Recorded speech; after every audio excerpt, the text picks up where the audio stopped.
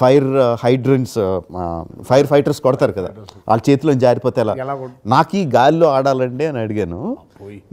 మన శ్రీరామ్ ఆడ ఎక్స్పెరిమెంట్లు ఇంకా కూర్చొని ఎంత ప్రెషర్ పెట్టి ఎంత వాటర్ వదిలితే ఎంత డ్యాన్స్ చేస్తుంది అది అని చెప్పి. కానీ చరణ్ మాత్రం ఉండింది అన్నిటికంటే పెద్దది ఒకటి ఉండింది వెనకాల, మోస్ట్ ఇంటిమిడేటింగ్ అది.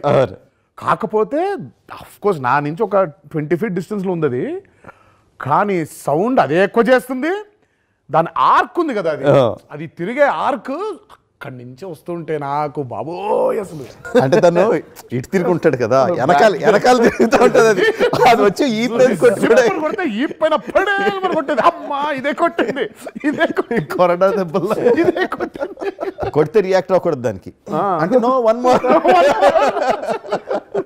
అమ్మో కానీ చాలా ఇంటిమిడేటింగ్. అంటే కాచరణ్ బయట నుంచి ఏదో ఉండింది కానీ అక్కడికి వెళ్ళిన తర్వాత when you hearing that sounds and all, I'm sure నీకు కూడా అలాగే ఉంటుంది. నువ్వు ఇప్పుడు ఇటు తిరుగుంటే వెనకాల అలా వెళ్ళిపోతుంటే ఫైర్స్ అవి తెలియదు కదా, ఒకటే వెనక్కి వచ్చేసి. నాకు అదే ఫైర్ క్రాకర్స్ హట్టు పగిలినప్పుడు ఒకటి వచ్చిందా గుర్తుందా కత్తిగా, ఒక రాకెట్ నా మొహం నుంచి వెళ్ళింది. ఆ స్ట్రింగ్ మీద ఉందేమో అంత పర్ఫెక్ట్ గా హీరో పక్క నుంచి వెళ్ళిందంటే స్ట్రింగ్ లేదు, రాకెట్ స్ట్రింగులు పెట్టాం, స్ట్రింగులు పెట్టకుండా నేను అట్లా పెట్టాను. ఒకటి ఇలా వెళ్ళింది, ఇదేంటి ఇంత బ్యూటిఫుల్గా వెళ్ళిందో ముట్టుకుంటే స్ట్రింగ్ లేదు అక్కడ. ఓహో ఊడిపోయి అందులోంచి ఊడిపోయి వెళ్ళిపోయింది. One of the best visuals ఆ వాటర్ కానీ ఇక్కడ ఈ ఫైర్ కానీ రెండు మంచి విజువల్స్ అయ్యి. అంటే అది అలా రావడం అది ఇక్కడ అంతా అయిపోయి థియేటర్లో చూడాలి దానికి రియాక్షన్.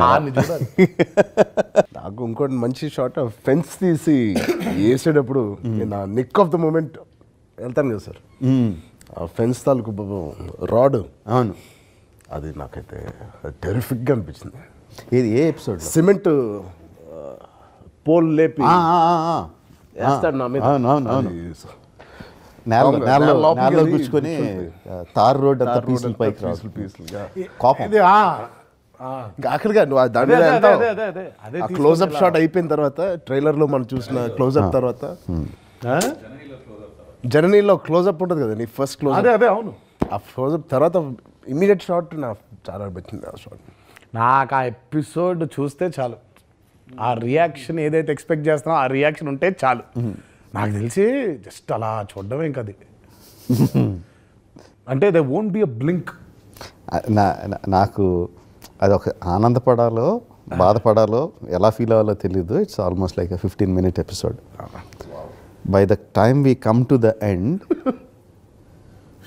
ఆ ముందు జరిగిన 13 నిమిషాలు గుర్తుండదు. Last 2 minutes of the interaction between you two, just the emotional close-ups of 13 జరిగింది రెండుకే కదా, రెండుకే. బట్ అంటే రికార్డింగ్ చేసేటప్పుడు ఇదంతా అరే వీళ్ళిద్దరు ఇంత కష్టం, ఇంత 65 నైట్లు కష్టాన్ని వీళ్ళిద్దరూ 2 నైట్లలో లాగేస్తున్నారు మొత్తం. అంటే of course as a director that's what I want, but it is so intense. వాళ్ళిద్దరు మీ ఇద్దరి మధ్యన ఉన్నాయి, so intense, so emotional, so heart touching. అది మర్చిపోతాం, అంటే జస్ట్ అప్పుడే జరిగిన 13 నిమిషాలు మర్చిపోయి ఇది. మీకేం కావాలి ఆడియన్స్ రియాక్షన్? స్పెల్ బౌండ్ కావాలా, లేకపోతే నాకు స్పెల్ బౌండే అదే కావాలి మీకు కూడా? అంటే ఇప్పుడు తారక్ చాలా మందికి ఒక ఇంటెన్స్ ఎమోషన్ని ఒక్కొక్కళ్ళు ఒక రకంగా ఎక్స్ప్రెస్ చేస్తారు. కొంతమంది అసలు ఏం మాట్లాడరు, సైలెంట్గా ఉంటారు, సైలెంట్గా చూస్తారు. ఒక బాధాకరమైన సీన్ కూడా, కొంతమంది బాధాకరమైన సీన్లో కూడా అని అరుస్తారు. It's just way they are వాళ్ళ ఎక్స్ప్రెషన్ ఇది. బట్ మనకు కావాల్సిందంటే వాళ్ళు లోపల ఫీల్ అవ్వాలి అది. సో ఇందులో మీరు చెప్పినట్టు కొంతమంది బాధలు కూడా అంటుంటారు, అది నాబోటాడు. బాధలు కూడా సైలెంట్గా ఉండి చూసేవాళ్ళు మీరు, కొంచెం అలా అయ్యేది చరణ్.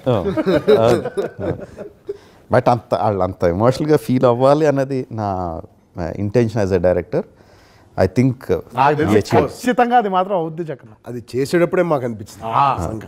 అది ఇద్దరు క్లోజులు సెపరేట్ తీసాను కదా. ఫస్ట్ చరణ్ క్లోజులు తీసినప్పుడు ఏం చేశాడు అసలు, నెక్స్ట్ తారక్ ఏం చేశాడు, మళ్ళీ లాస్ట్ షాట్లో తెలియ తీసిన ఏం చేశాడని వెరీ, అంటే నాకు ఇద్దరిది బెస్ట్ పర్ఫార్మెన్స్ ఏంటి సినిమాలో అంటే రెండోది చెప్పకూడదు. ఫస్ట్ అదే నీకు అది జీడిపప్పులు గుర్తుందా? ఏంది కిరవాణి గారు కోడ్ లాంగ్వేజ్ తెలీదు.